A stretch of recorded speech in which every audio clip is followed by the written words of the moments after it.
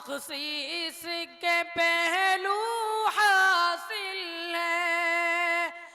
इस इल्म के गहवारे को यहाँ तखसीस के पहलू हासिल है। ईसार है हजरत असअद का, ईसार है हजरत असअद का, जो इल्म अमल में कामिल थे।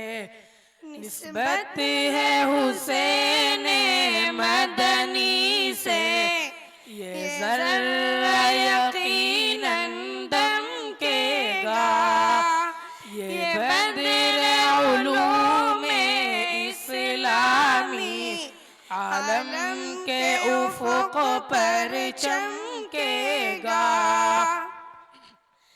कुरान की खिदमत का जज्बा हर फर्द के दिल में रहता है।